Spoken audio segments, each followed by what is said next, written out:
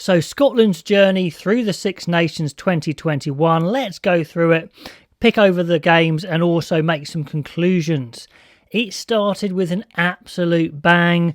England 6, Scotland 11. Looks close-ish on the scoreboard, but it was not close.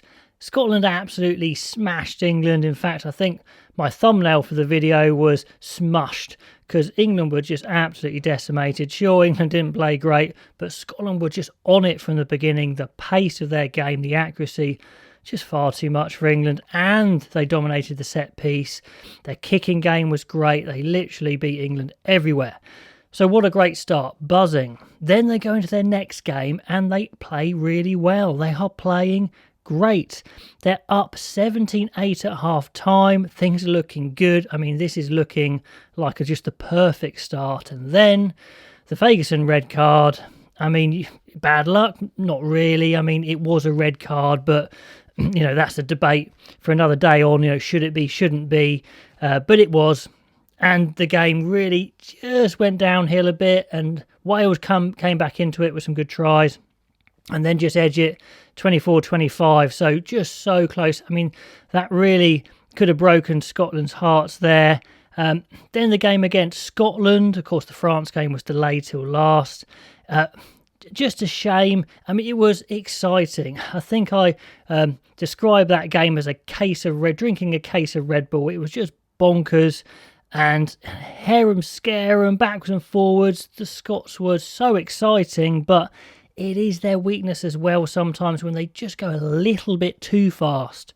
I guess that's the way you'd want it. You want them to be going a bit too much rather than being a bit too boring, because that is their strength, playing fast and with ambition, but it can bite them as well. Anyway, super dangerous attack. The likes of Hogg, Jones, Van der Merwe just tearing it up.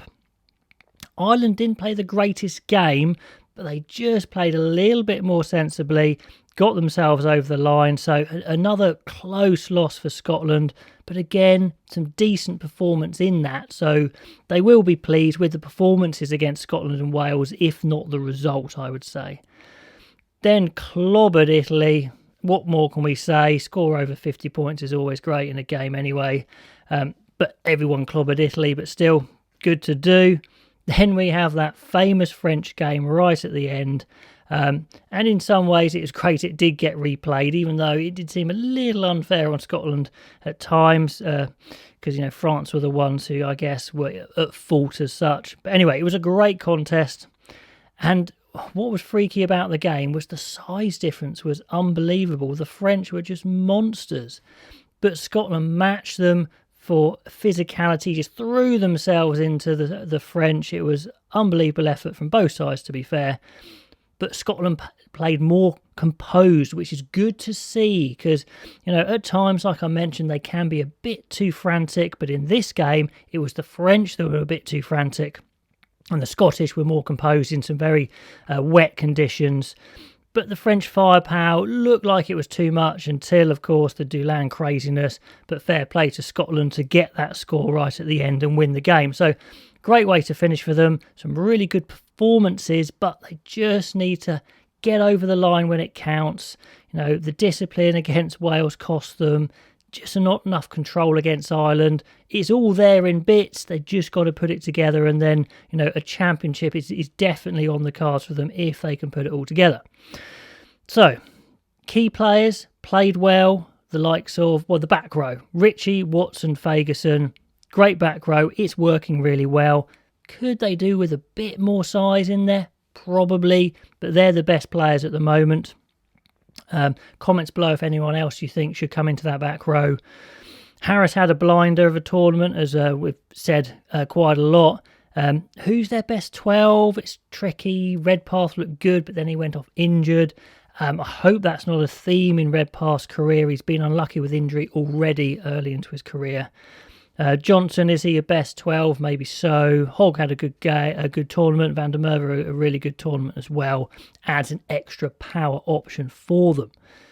Can they fit Hugh Jones into this starting team? He could play 12, 13, 11, 15, or maybe the super sub is the best option.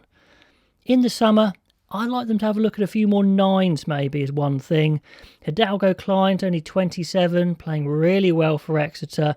A little surprised he wasn't in instead of Steele potentially. But anyway, Dobby's only 19. Then you've got Charlie Chapman of Gloucester, possibly worth a look, age 23. And then Ben Vellacott as well. I believe he's moving up to Scotland, Scottish qualified. So, maybe have a look at some other 9s. Price did some things very well. Sometimes he looked a bit shaky. I did put him in my Lions squad, but the scrum half position is the weakest point for the Lions, so I still think they should look at some more scrum half options, and of course you've got Horn to come back as well into that. So anyway, guys, that's my take on Scotland's Six Nations. Let me know what you thought and where they need to improve in the future, and I will catch you next time.